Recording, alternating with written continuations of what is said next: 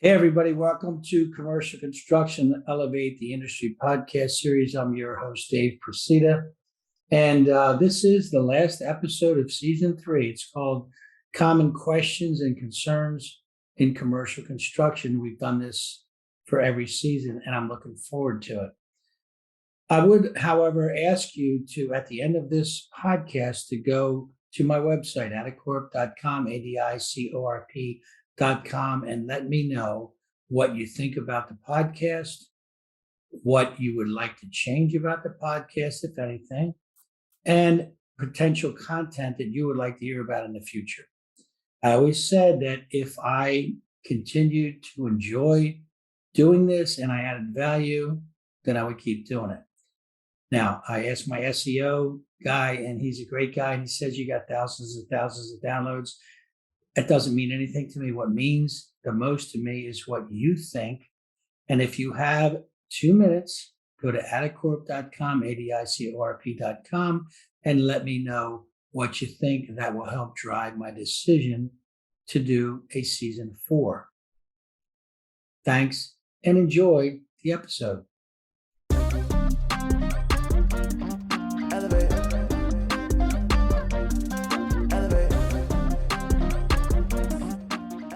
Hey, everybody, welcome to Commercial Construction Elevate the Industry podcast. I'm your host, Dave Presida, and I got to tell you, it's the end of season 3, and here we go again. Common questions in commercial construction, I dare you to say that fast 5 times, is something that I really enjoy for a couple reasons. I love talking about the business, number 1, and 2, I don't have to prepare anything. Seriously, these are questions about the industry that I get to try and answer, and I hope I do a good job. Anyway, we're going to get started right away. Question number 1. I'm starting a business, and in one of your podcasts, you mentioned passion. Where should I draw the line between passion and the reality of building a successful business? Well, that's a great question, and I'm going to refer you to the Don Freeze episode because he talks exactly about this. He's a consultant, if you will, a coach, a business coach, a leadership coach. And he talks about the biggest challenge he has when somebody is super passionate about their business is they sometimes let the passion of doing it get in the way of the how to do it.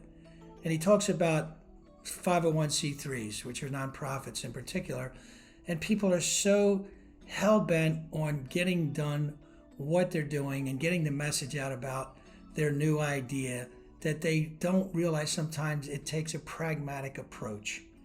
So I would say this: make sure that you have a business plan. Make sure you run it by people who are not concerned with you personally, but can give you good insight into, is this a good business plan? Does it make sense? They're going to ask you hard questions. A, why do you want to do it? B, does it take care of your personal needs? C, is there a greater good? Okay, because without A, B, or C, nothing else matters. You got to be concerned about cash flow. You can have the best idea in the world, and if it's not cash flowed right, it's going to fail. It could be the best idea, and it doesn't matter. So get good advice from people who have been where you want to go, and you'll be off to the races. Question number 2. How has work from home, yes, COVID, how has that element impacted the construction business? Well, I would say that it's had an impact on every business. In construction in particular, there's 2 basic elements of the workforce. One is in the field and one is in the office. There's your project managers, estimators, and administrative staff, and then there's the field crew. Now, obviously, you're not going to work from home if you're in the field, right? So that's not what you're asking. You're asking how has the construction business been impacted from people who want to work at home? And I would say in a huge way. I work with several companies, and they're all facing the same thing. They want to grow their internal workforce. Forget about the external stuff because that's a whole nother topic. But internally, right? People who can work from home. First, you got to find them, you got to hire them. And part of what people want today, in particular young people, is the ability to at least work part-time from home. And I'm all for it, personally. Some people The old school folks, maybe not, because they think that if you're, working from home that you're screwing off. That's not the case. Look at the time one saves by not commuting to and from work. Number one, look at the attitude they have because they're working where they want to work from. Now, I am the first one to say it's important to get with your peers, to get with your clients. And I say get belly up, because there's nothing like building relationships face to face. But you don't have to do that every single day. So I'm all for working from home. I think it needs to be managed. And it's another skill that today's managers need to possess. They need to embrace it, understand it, and I think it'll work for them. Next question. I'm having trouble with subcontractors. Their work ethic is great, but their quality is not. How can I improve that? And that's a tough one because, just let's talk about subs in general. You get companies who do nothing but subcontract work. Now, why would you subcontract work? Number one is if you can get a subcontractor to do it for below your budget, then you lock in your price. But that does not absolve you from responsibility. If they fail, or if they fail to build whatever they're doing the right way and the quality control is off, you own the problem. So if you've paid them 85% and it was a $100,000 contract, right? And there's a $50,000 problem. There's a big difference between what it's going to cost you to fix it and what you've already paid. So it is not the panacea to have subcontractors. They have to be managed as well. Now there's two types of subs. One sub wants to get paid by the hour. Very tough. And I would only use them in a pinch. But if you get a subcontractor who can actually bid the job and understand what they're bidding, and a lot of that is on you, the buyer. Right? Do they understand what they're getting into? And I say this over and over with subs. I say, look, I'm not here to hoodwink you.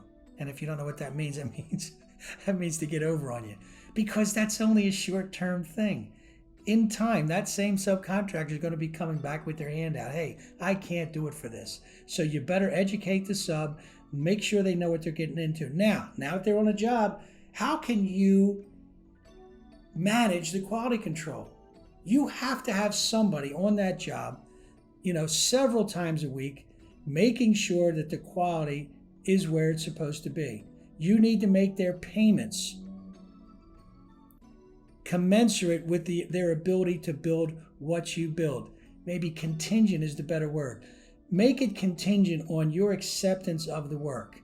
Make sure you have in your subcontract with a subcontractor that getting paid is not necessarily accepting the work. You're going to get that by any major subcontractor. If you pay attention and don't pretend in your own mind that things are okay, right, you will be okay. You'll be fine. But it has to be managed. You have to have cost in there for your own people to go in and make sure it's getting done right. All right, we're going to take a short break, then we'll talk to you in a minute.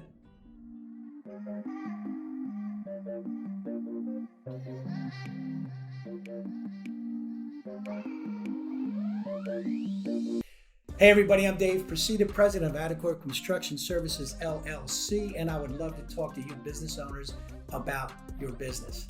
I bet you most of you that are listening have at least 75% of your personal equity tied up in the business. If you care about options on how to get that money out, that's what I want to talk to you about because I've been through it. I was a business owner and I sold my business. Didn't even know there was a buyer, but there are plenty of them. There has never been a better time than now to sell your business. So maybe you haven't even thought about it. The last deal I did, I talked to him, I said, "Do you ever consider selling your business?" He goes, "Didn't know I could." Well, yes, you can. There's a lot of options. I would urge you to go to my website, adicorp.com, adicorp.com. My last name spelled backwards. And go to Season 1 Podcast, Episode 2, Sales and Acquisitions. It's going to answer a lot of questions you might have. Yes, we talk about how you value your company, but that's only one piece, right? We're talking about why you would sell, who would buy it, common concerns about you, your staff, your clients, your legacy, all important things to discuss. So go and listen to that podcast and then contact me. Either call me or leave a message on my contact page on the website and I will get back to you. because as I said when I started, I look forward to talking to you about your business between now and then. Stay safe and stay tuned. Hey, welcome back, everybody. This is one of my favorite topics, common questions and concerns in commercial construction. And the next question, what surprised you about commercial construction that you didn't anticipate? Man, that's a really good question. I think I was surprised, and it's going to sound weird, I was surprised at how simple it was to get into business. And you might ask, well, what surprises you about, how it was so simple? Well, I was a physical education teacher, and I didn't know insulation from plywood, but I knew how to sell and I knew how to build relationships with people. I was surprised how simple it was to learn the intricacies of the business, right? The nuances. It didn't take me long. Now, it didn't take me long to learn about business because I surrounded myself with people. When I got in business, I got partners who knew what they were doing. They were second generation owners. They had processes. Remember, I used to line the kids up in the morning and we would we'd play softball or we'd do something else in phys ed. I had no idea how to build a business, but I learned because I had the sense to get with people who knew what I didn't. So again, what surprised me? How simple it was to learn. I'm going to say this to everybody in commercial construction. You can learn everything that you need, right? If you have the right people teaching you and the right environment, the right platform to learn. There's nothing exotic about it. There's nothing strange about it. It's simple and it takes time. So if you want to be a business owner, I know I'm getting off the subject a little bit, but if you want to be a business owner, there's nothing except the why that you have to figure out, because there's no secrets in this business. Again, you don't need a big education. I am indicative of that, but you got to have good common sense.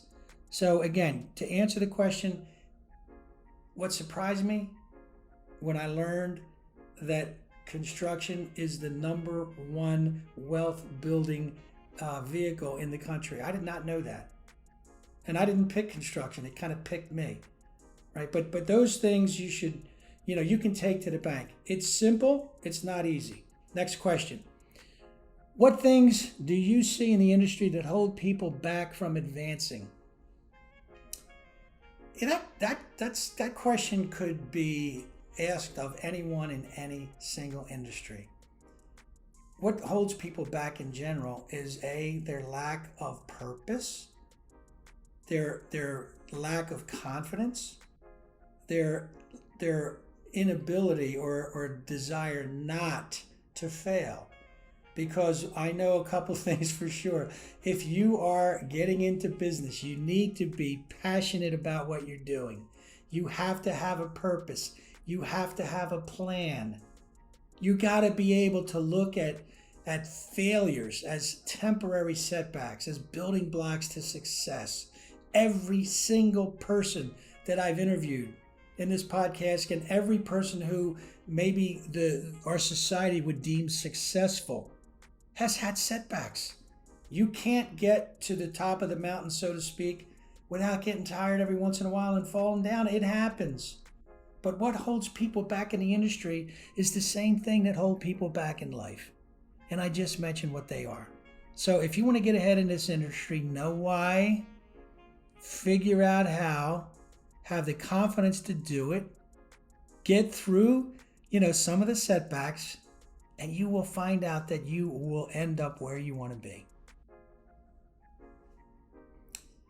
Were you ever hired for a position or role that you weren't ready for, and how did you handle it?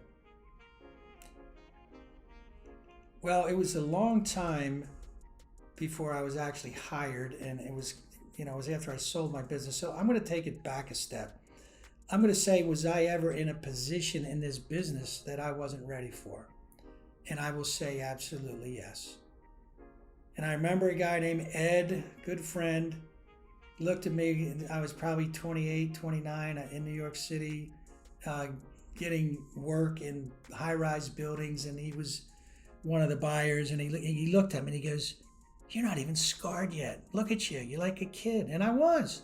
But he said it, and it resonates to this day. I wasn't even scarred yet because I hadn't been through any major issues. Well, I was in the business for 10 years, and I was riding high, and I thought it was, and like I said before, it's simple, but it's not easy.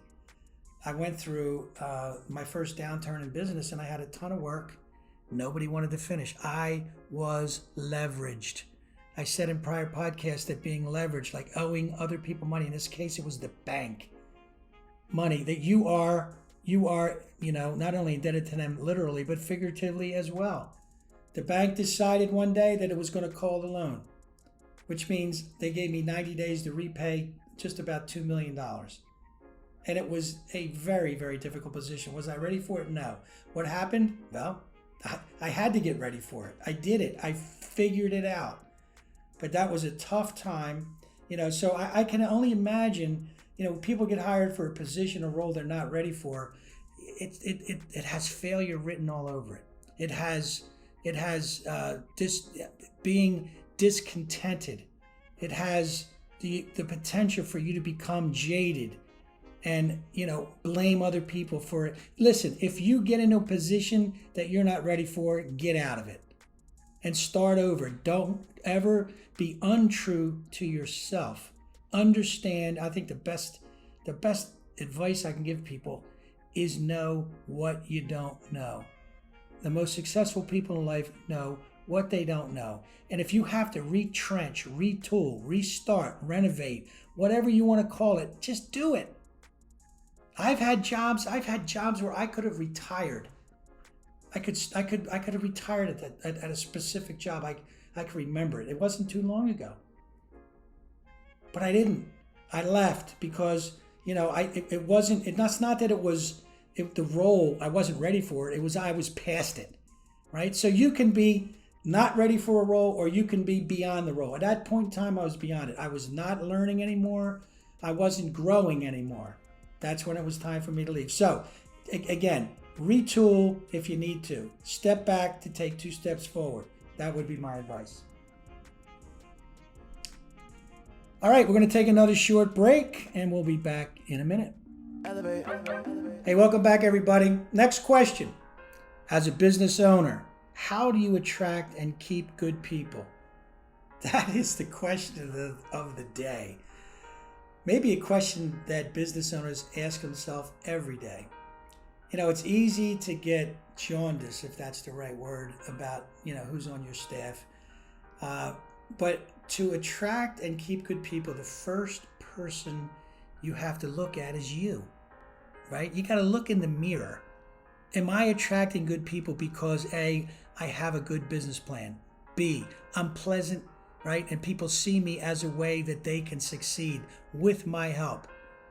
Do I want to join this company because I like the ethics? I like the environment. I like what this person is selling me. Remember, when you're hiring somebody, yeah, it's a sales pitch, like it or not. And it doesn't mean it has to be phony. It means it has to be sincere. People can sense sincerity. If you know exactly what you want, you'll find that person and you'll find them the right way. Okay? If you have to talk somebody into the job, you know what you say? Next. If you have somebody who is looking for similar things that you have to offer, then you've got a good way, a good chance to attract that person. Be sincere. Be honest. Know your weakness. Share your weakness if there are any. If you're a business and if I were interviewing today, and someone said, "Yeah, it's great here. We got," and if it was a perfect scenario, I would question it. At the same time, if you're going to interview and somebody says, we're in trouble, well, you're probably not going to attract good people if you're in trouble. However, if you have a good plan, a good model, and you need somebody with the talent of the person you're talking to, tell them why. Let them know in no uncertain terms why you need somebody like them and what they can do for the business. They can add one-on-one together, right, to understand their value ultimately and where they might be able to go. Be able to paint the right picture to attract the right people. Now, how do you keep them? That's a whole different ballgame. You better be honest with them every single day. Don't tell them what they want to hear. Tell them what they need to hear. Set the right example. Be the person that they look up to, that respect. They don't have to always agree with you, but you keep good people if they have faith in you and what you're doing. Be honest about where you see them today and in the future. If you blow their skirts up, if you will, early on and things don't happen that fast, you're going to be, looking at some disgruntled people. I think you want to be realistic. Let them know that there's a future. If there is, let them know. Make sure they know. They're more likely to stay. Now, of course, compensation and all, we're assuming that all gets worked out. If you're a company that has benefits, make sure they know, because people care about benefits. Are they allowed to work from home, right? How can you help them achieve what they want to achieve in your business? That's what's going to keep good people. So communicate, and again, sincerity, honesty every single day. Ooh, this is a good one. What risks have you taken in commercial construction recently?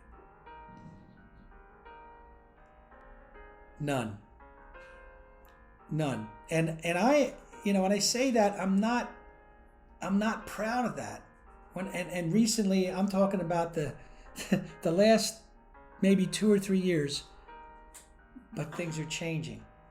Okay, my eyes are open, and life evolves, and so do I. I can say this: since 2008, I've made a few major changes because the passion in what I was doing wasn't there. I have now, 3 years into a couple different things, and it's probably time to make a change. And I can tell you that I have zero concerns about doing it. And when it's the right time, I will. And I just working with the company now, and we had some staff changes and some people left. And one might think, well, you as being a big part of that management team, why didn't you talk them into staying? I didn't want to talk anybody into doing anything, because that you're talking about risk, right?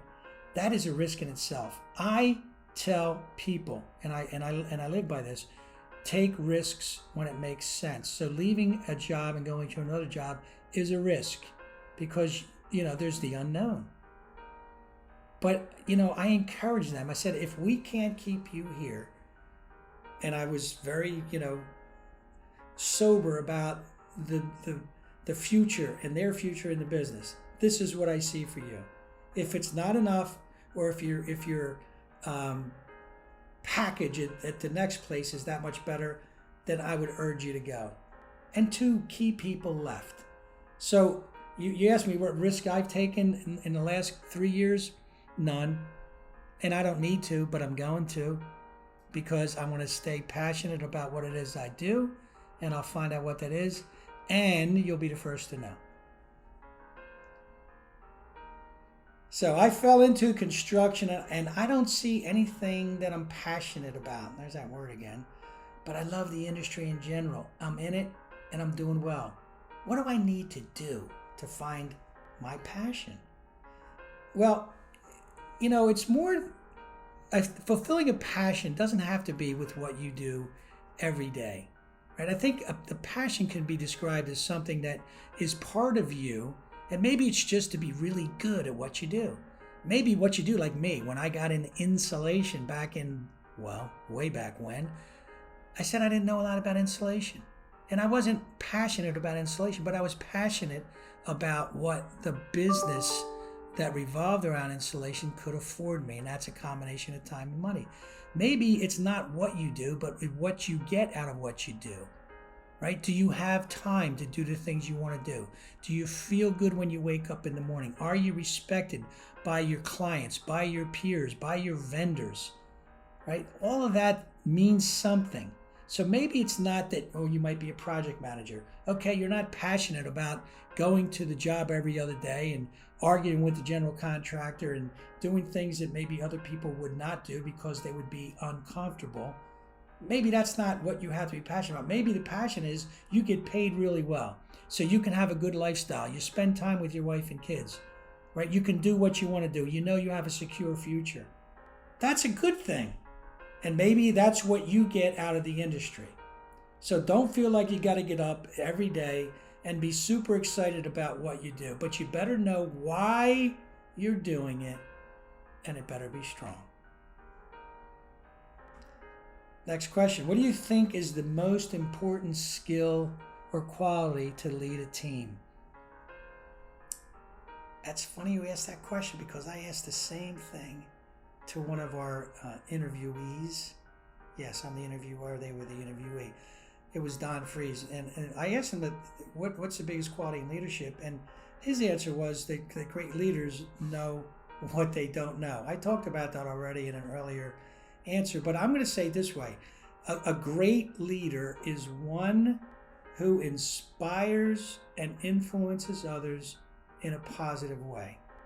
Now that could be in the construction business or any business. It could be, you could be a dad or a mom or a sister, brother, a friend. You could be a good leader on a team, right? Somebody that is respected by others because, I said this before, you set the right example. You are what others want to be. You inspire them to be better. It's like a catalyst on a basketball team, you know? Yeah, he's a great player, but does he make those around him better? Well, if the answer is yes, then that is a mark of a true leader. So again, to answer your question, to be able to inspire others and influence others to become better no matter what they do is what I think makes a good leader. So in closing, here we are at the end of Season 3, Commercial Construction, Elevate the Industry. You know, I've had people ask me over the course of this podcast, you know, how you doing, why you doing it? Well, like I said before, as long as I enjoy it, and I think you can hear it in my voice, I enjoy sharing my stories and my experience with you. And as long as that happens, and I feel like I'm adding value, I'm going to keep doing it. So I want to thank you again for joining us in between now and then. Stay safe and stay tuned. So follow me on Instagram and Twitter at Elevate Industry. Check out my YouTube channel at Commercial Construction, Elevate the Industry. Visit my website, adicorp.com, adicorp.com. Go to LinkedIn, search for David Procida, hit connect, and follow me. Please rate, review, and comment on this episode, and I look forward to seeing you next week. Elevate.